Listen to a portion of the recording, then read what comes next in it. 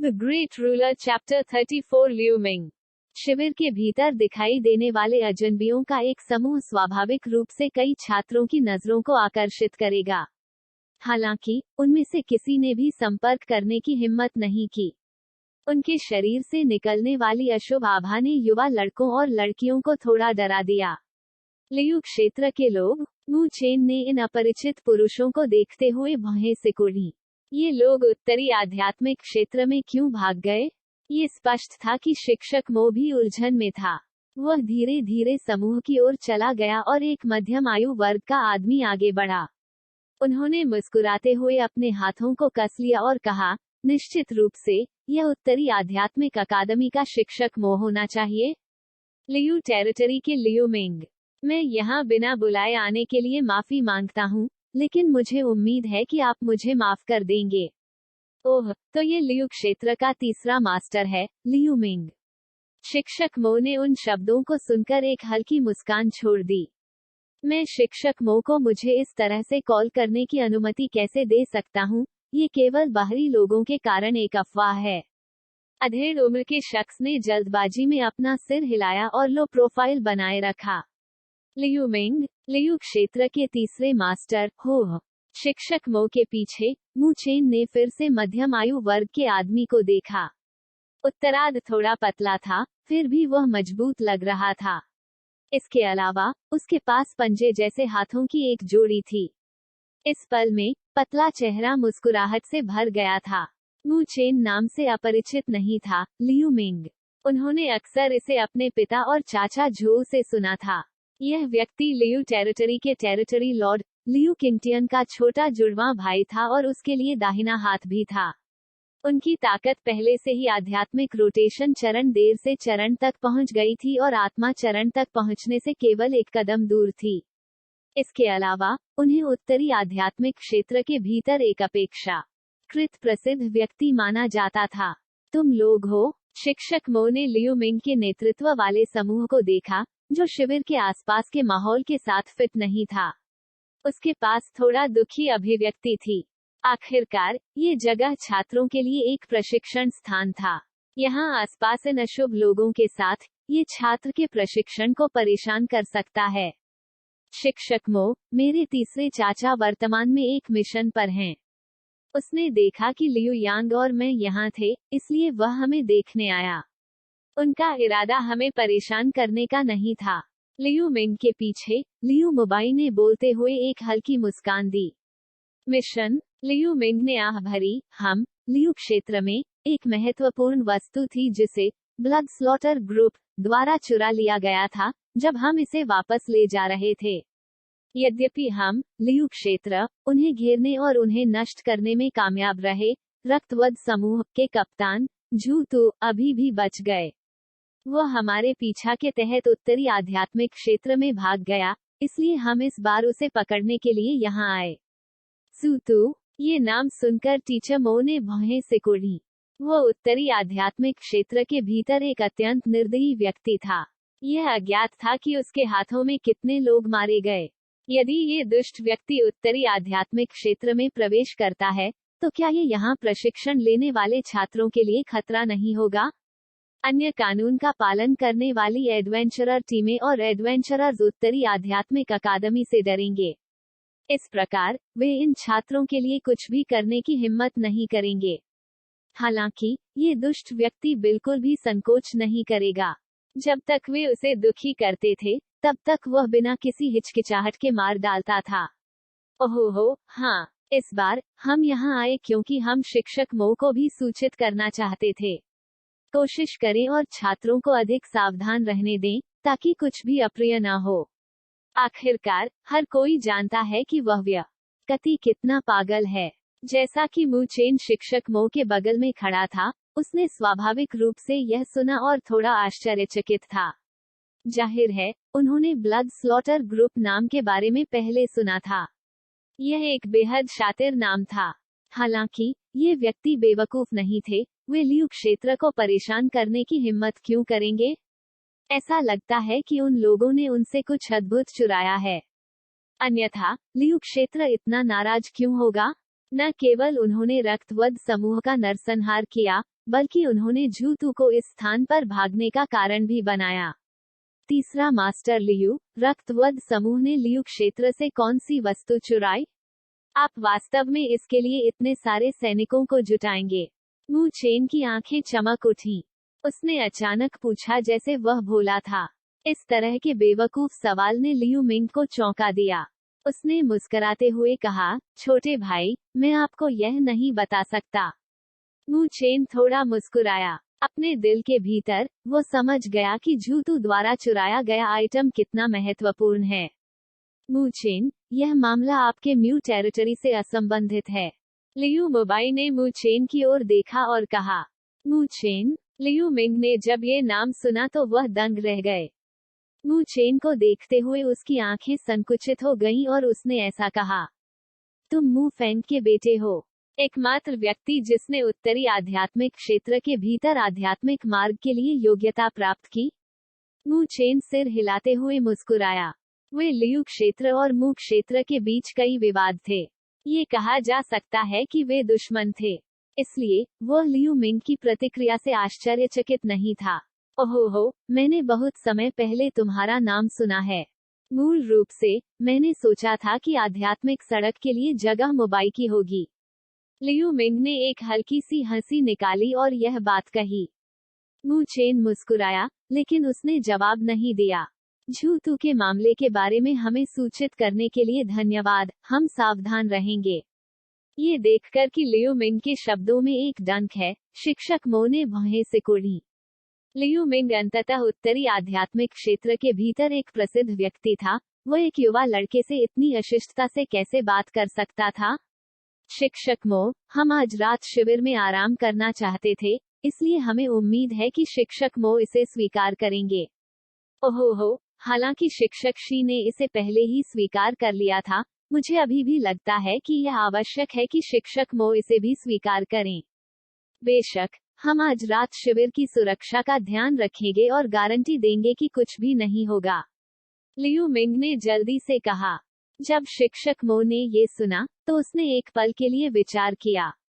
चूंकि शिक्षक शी ने पहले ही इसे स्वीकार कर लिया था, तो ये काफी सम्मानजनक नहीं होगा अगर वह इनकार कर देता। उन्होंने तुरंत सिर हिलाया और लियू मिंग को एक जगह की व्यवस्था करने के लिए लाया। मैंने पहले चेन टोंग से सुना था कि आप उसे मारना चाहते थे। ये देखकर कि मू चेन जाने की योजना बना रहा था, लियू मोबाई ने अचानक बेहोश होकर आवाज लगाई। मू चेन ने अपना सिर झुकाया और एक पल के लिए लियू मोबाई की ओर देखा। वह मुस्कुराया और कहा, उन लोगों के लिए जो मुझे परेशान करने के लिए आते हैं, मुझे नहीं पता कि उनके प्रति दयालु कैसे होना है। यदि आप इसका आनंद लेते हैं, तो आप खुद से मुझ पर आ सकते हैं। लेकिन अगर आप अपने उन कुत्तों को फिर से आने देते हैं, तो मुझे उन्हें सबक सिखाने में कोई आपत्ति नहीं है। लियू मोबाई ने मू चेन को ठंड से देखा क्योंकि मू चेन मुस्कुरा रहा था और उसके साथ घूर रहा था। अगर मुझे मौका मिला, तो मैं व्यक्तिगत रूप से परीक्षण करूंगा कि आप आध्यात्मिक मार्ग के लिए योग्य व्यक्ति कितने शक्तिशाली हैं। मुझे उम्मीद है कि आप मुझे निराश नहीं करेंगे। लियू मोबाई ने मू चेन को गहराई से देखा। फिर वह अब बिना कहे चला गया। जब मू चेन ने ये देखा, तो वह भी मुस्कुराया। फिर वो मुड़ा और पूर्वी शाखा के छात्रों के लिए शिविर की ओर बढ़ गया। उसे चलते हुए देखकर तांग कियान एर ने अपने होंठ को थपथपाया और कहा, लियू टेरिटरी के उन साथियों, अब गर्व करने के लिए क्या है? वे अभी भी इस अहंकारी कार्य करते हैं जब उनकी वस्तु चोरी हो जाती है। वह हमेशा वहां देखता रहता था। इस प्रकार वह थोड़ा दुखी थी जब उसने लियू मिंग और लियू मोबाई के कंजूस शब्दों को सुना। चूंकि वे नाखुश हैं, इसलिए उन्हें अपनी भावनाओं को बाहर निकालने के लिए कहीं न कहीं की जरूरत है। मू चेन मुस्कुराया और टेन किंगशान को आने के लिए इशारा किया। चलने के बाद उसने चुपचाप अपने हाथों में एक जेड सार फल डाला। ये संदेश देने के लिए भुगतान है। मू चेन ने टेन किंगशान के कंधे को थपथपाया जब वह बेहोशी में था। क्या ये वास्तव में मेरे लिए है? टेन किंगशान का चेहरा लाल हो गया क्योंकि वह भावुक था। जब वे वापस आए, तो मो लिंग और अन्य लोगों ने उनसे घाटी की घटनाओं के बारे में बात की। स्वाभाविक रूप से टेन की शान ईर्ष्या कर गया जब वे सभी एक जेड एसेंस फल पकड़ रहे थे। हालांकि वो जानता था कि मो लिंग और अन्य लोगों ने इसके लिए कड़ी मेहनत की, इसलिए उन्होंने इसे प्राप्त किया। वह केवल अपनी ताकत को दोष दे सकता था क्योंकि वह उनके साथ नहीं जा सकत था। उसका पारिवारिक वातावरण उतना अच्छा नहीं था। वह जदिद सार फल की तरह आत्मा फल का खर्च नहीं उठा सकता था। मू चेन ने उन्हें जो जेड एसेंस फ्रूट दिया था, वह प्रशिक्षण के लिए बहुत समय बचाने में सक्षम होगा। यदि आप संदेश वापस नहीं देते हैं, तो हमारे पास उनका अनुसरण करने और उनके साथ कार्य करने का आत्मविश्वास नहीं होगा। मू चेन मुस्कुराया और कहा, बी भाई मू, धन्यवाद। टेन की शान ने जदिद एसेंस फ्रूट को पकड़ लिया और एक सराहनीय आवाज में कहा, अब अच्छी तरह से ट्रेनिंग करो। मू चेन ने अपना सिर हिला दिया। बाद में वह अपने तंबू की ओर चला गया। अभी उनके पास 5 जेड एसेंस फ्रूट्स बचे थे। इस तरह की पर्याप्त तैयारी के साथ उसे इस बार असीम मृत्यु मोहर की दूसरी मोहर को संघनित करने में सक्षम होना चाहिए, है ना? जब उसने इस बारे में सोचा, तो अपने शांत स्वभाव से भी मू चेन इसके बारे में उत्साहित हुए बिना नहीं रह सका। रात धीरे धीरे उत्तरी आध्यात्मिक क्षेत्र को घेरती है।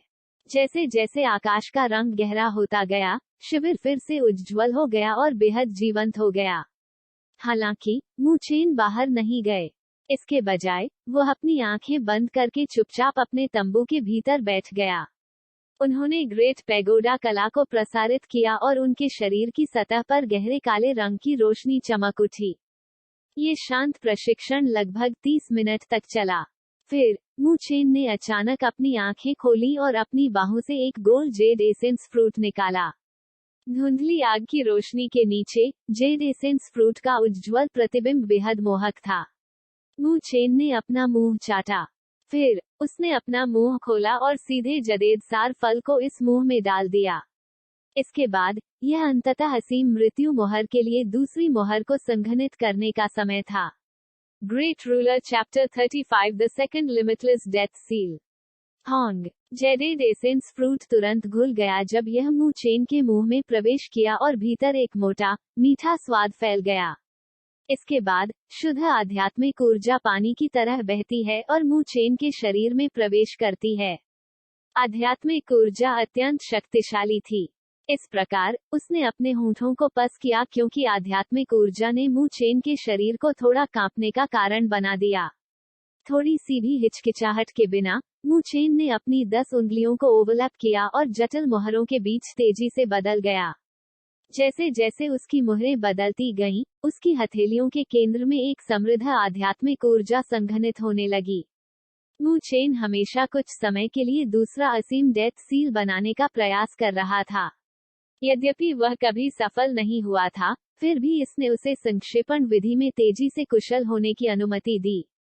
काली रोशनी के साथ गहरे काले आध्यात्मिक ऊर्जा लगभग पूरी तरह से मू चेन की बाहों के चारों ओर लिपटी हुई थी।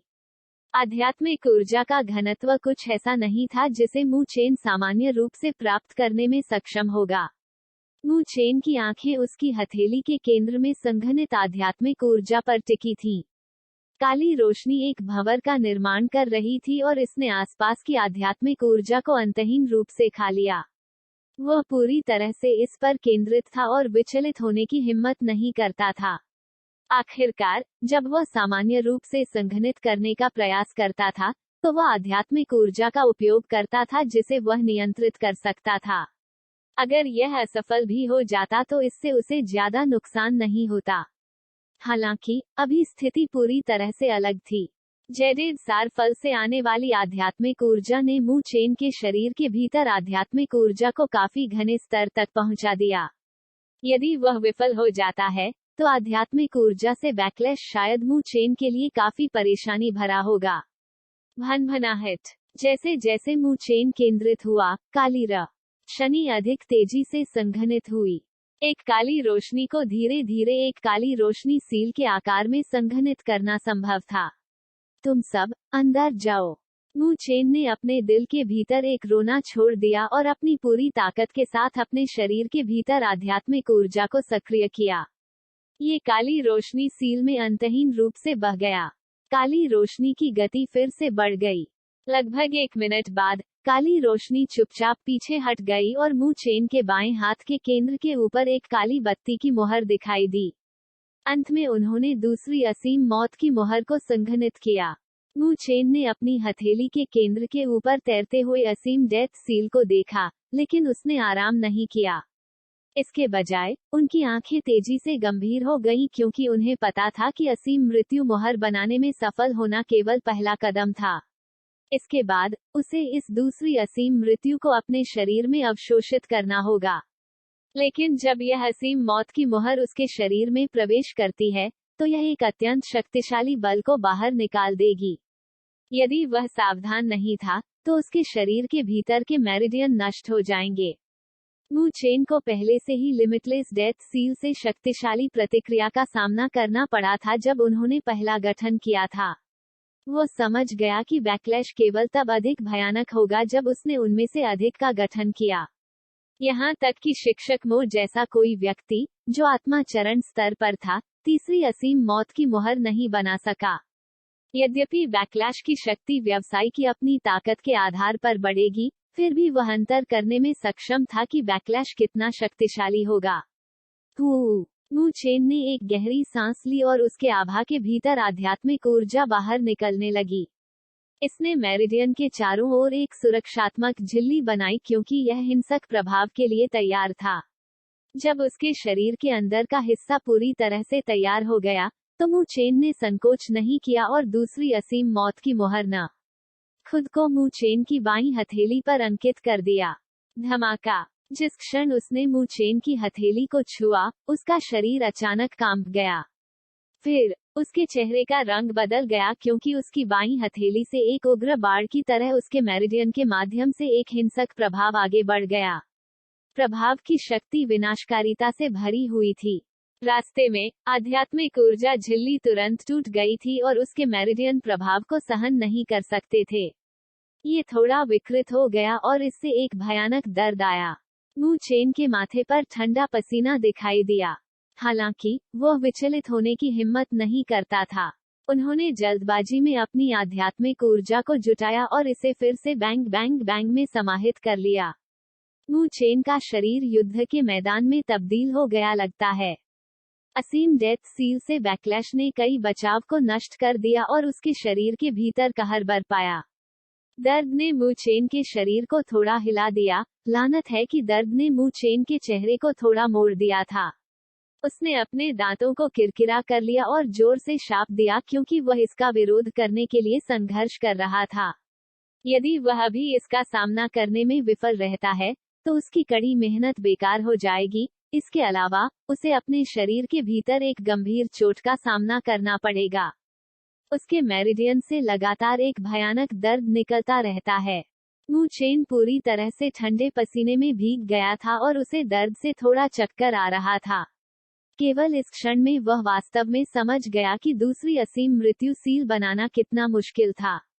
बैकलैश की शक्ति ने पहले से ही बाहरी मेरिडियन को सफलता दी थी और यह बिना रुके सीधे मू चेन के ओरिसिया की ओर चार्ज हो गया था। इससे मू चेन का दिल ठंडा हो गया। यदि उसके शिरोबिंदु घायल हो गए थे, तो वह अभी भी उन्हें बहाल कर सकता था। हालांकि अगर उसका आभास नष्ट हो गया, तो यह निश्चित रूप से इतना दर्दनाक होगा कि वह मरना चाहेगा। रुक जाओ! जब मू चेन ने इस बारे में सोचा, तो वह भी शांत नहीं रह सका और उसने अपने दिल के भीतर एक क्रोधित दहाड़ छोड़ दी। भनभनाहट! जब उसके शरीर के भीतर हल्की सी चीख गूंजी, तो उसने देखा कि उसके शरीर के भीतर कुछ रोशनी जल रही थी। ये रोशनी मू चेन के अंगों में वितरित की गई थी और काफी अजीब लग रही थी। जैसे ही ये रोशनी दिखाई दी, मू चेन ने महसूस किया कि उसके शरीर से एक ऊर्जा बाहर निकल रही है और यह सीधे उग्र प्रभाव से टकरा गई। बूम! उसके शरीर के भीतर बमबारी की आवाज आई और मू चेन के कानों के भीतर गूंज उठी। वह थोड़ी देर बाद ही ठीक होने में कामयाब रहे। जब वह ठीक हो गया, तो पहली चीज जो उसने की वह उसके शरीर के भीतर महसूस करना था। हालांकि वह चौंक गया, क्योंकि उन्हें पता चला कि उग्र बैकलैश वास्तव में अवरुद्ध था। ये कैसे हो सकता है? मू चेन ने नुकसान पर बुदबुदाया। वह अपने शरीर के भीतर लुप्त होती रोशनी को अपने दिमाग में देख रहा था। क्या ये वास्तव में एक आध्यात्मिक नाड़ी हो सकती है? लेकिन वह इसे नियंत्रित क्यों नहीं कर सका, या यहाँ तक कि इसे महसूस भी नहीं कर सका? थोड़ी देर सोचने के बाद वह कोई कारण नहीं सोच पाया और वह केवल एक कड़वी हंसी ही छोड़ सकता था। ऐसा लगता है कि उसके शरीर के भीतर किसी प्रकार का रहस्य था। मू चेन ने इन विचारों को अपने दिल के भीतर दबा दिया और ग्रेट पैगोडा कला को प्रसारित किया। उन्होंने आध्यात्मिक ऊर्जा को इकट्ठा किया जो उनके पूरे अंगों में फैली हुई थी। हालांकि आध्यात्मिक ऊर्जा के उनके आभा में प्रवेश करने के बाद वह महसूस कर सकता था कि मूल रूप से शांत आध्यात्मिक ऊर्जा गड़गड़ाहट शुरू हो जाती है। मू चेन के दिल के भीतर एक अजीब सा उतार चढ़ाव उमड़ पड़ा। जब उसने इस उतार चढ़ाव को महसूस किया तो मू चेन दंग रह गया। फिर एक सुखद आश्चर्य छिपाया नहीं जा सकता था, क्योंकि यह उसके दिल से बाहर निकल गया था। ये है आध्यात्मिक ऊर्जा के एक संकेत ने एक सफलता बनाई। मू चेन ने आश्चर्य में अपनी आंखें खोल दी। उसने तुरंत एक और जैड एसेंस फ्रूट निकाला और उसे अपने मुंह में डाल लिया। फिर उन्होंने महान पैगोडा कला को प्रसारित किया और गर्म और शांत आध्यात्मिक ऊर्जा को परिष्कृत किया। यह अंततः एक गहरे काले आध्यात्मिक ऊर्जा में बदल गया, क्योंकि यह अंतहीन रूप से उनके आभा में प्रवेश करता था। दोनों आध्यात्मिक ऊर्जाएं जल्दी से एक साथ इकट्ठी हो गईं और मू चेन के ओरेशिया के भीतर एक खुशी की चीख निकल पड़ी। जैसे ही यह खुशी का रोना बजा, मू चेन अपने शरीर के भीतर आध्यात्मिक ऊर्जा को तेजी से सघन होते हुए महसूस करने में सक्षम था। यह वृद्धि रुकने से पहले काफी समय तक चली। मू चेन के शरीर के भीतर स्टार क्लस्टर जैसी डार्क ब्लैक स्पिरिचुअल एनर्जी पहले की तुलना में दोगुनी हो गई थी। तंबू के अंदर मू चेन ने अपनी आंखें खोली और उसका सुंदर चेहरा खुशी से भर गया। उसने अपने हाथों को फैलाया और उसकी दोनों हथेलियों के भीतर एक गहरी सील झिलमिला रही थी। वह दूसरी असीम मौत की मुहर बनाने में सफल रहा। मू चेन मुस्कुराया और अपने हाथों को कसकर जकड़ लिया। न केवल उन्होंने दूसरी असीम डेथ सील को संघनित किया, बल्कि उन्होंने इस अवसर का भी लाभ उठाया और फिर से टूट गए। वो आध्यात्मिक आंदोलन के चरण में देर से आगे बढ़े, यह महसूस करते हुए कि उसके शरीर के भीतर आध्यात्मिक ऊर्जा सघन हो गई है। मू चेन मुस्कुराए बिना नहीं रह सका। आज रात की फसल ने उनकी अपनी उम्मीदों को पार कर लिया था। जब मू चेन अपनी सफलता के कारण खुश था, तो शिक्षक मो ने भी एक और तंबू में अपनी आंखें खोली। उसकी आंखें मू चेन के तंबू की दिशा में आश्चर्य से देख रही थीं और वह तुरंत मुस्कुराया। ये छोटा आदमी वास्तव में प्रभावशाली है।